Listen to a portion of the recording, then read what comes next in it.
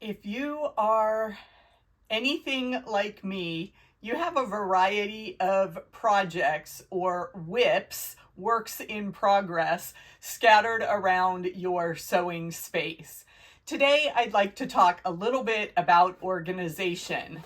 How do you store those projects in the in-between times when you have moved on to something that may be a little more urgent?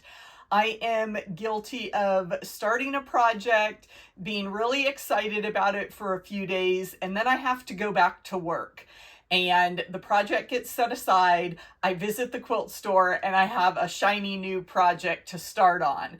But it helps to keep everything together, the fabric, the pattern, any notes you've made along the way, specialty rulers that may be required for that technique. If you have them all in one place, it's easy to pick up where you left off, and hopefully those unfinished objects will find their way to the finishing line and be put into use and treasured for many years.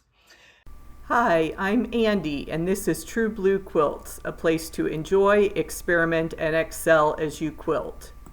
So let's dive into some of those storage options. First, something you probably have around the house is an old shoebox.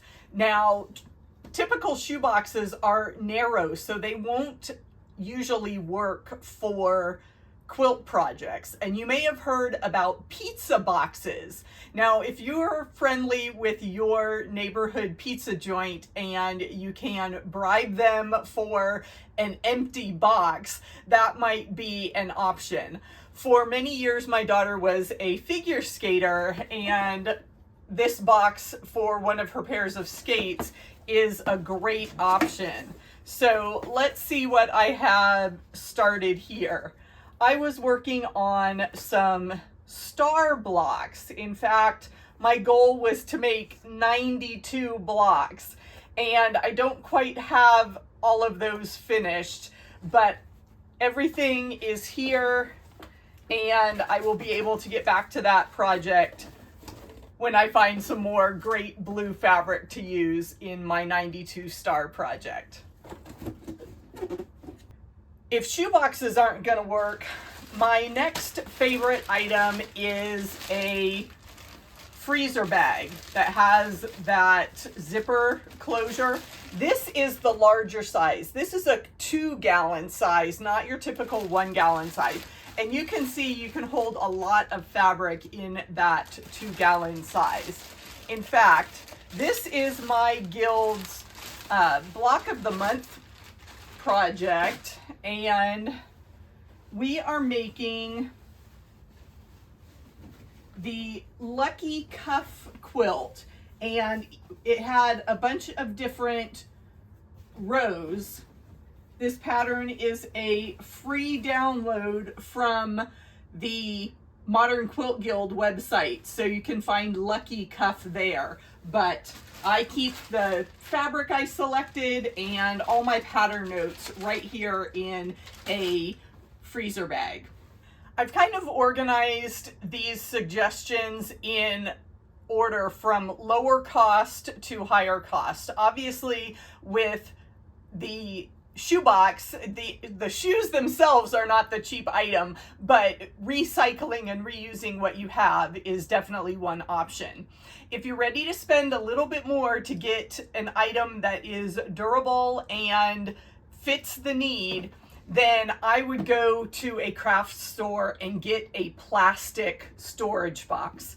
These plastic storage boxes, I think, were initially made for scrapbooking, and they hold our 12 by 12 blocks really nicely. So what I have here are some of my monochromatic blocks that I was making a few years ago. And that's why these plastic boxes are so great, because if you're working on a block of the month, you can just keep your finished blocks there. You could have some fabric that you are planning to use in future months, and everything stays nice and contained there. And again, if you're printing out any pattern layouts or notes there from the internet, they all stay right together in this box, and you have plenty of room. I've got, 24 blocks in here, and there's still plenty of room for more notions, more fabric if I needed. Now, my favorite item is a clear tote bag. This one is branded for my local quilt shop, so I was really happy to be able to support them. This bag is a great size. It's larger than 12 inches, so I would be able to keep completed blocks in here. And it's got a great handle, the zipper. There are some patterns from By Annie for this type of storage bag, so I'm excited to use some of my favorite fabrics to make a personalized bag for myself for future projects. I don't have any blocks in here because this was storing a project that I actually finished. I haven't sorted the scraps back into their home location yet, but that is coming up for another organization video. So I'd love to hear how you store your projects while you are working on them, and how many projects do you juggle at once. I certainly can't work on a bunch of projects. I'm very guilty of starting something and then letting it sit for far too long. But I invite you to join me on the first Saturday Sit and Sew, where we can work on these unfinished objects and get them a little closer to being a useful finished item, ready to gift for the holiday season.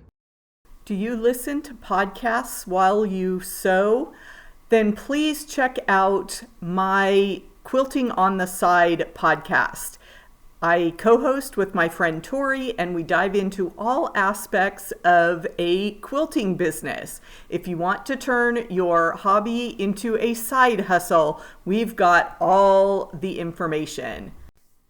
Find us on Spotify, Apple, or even here on YouTube. YouTube thinks you might like this video next. Be sure to let me know what you think.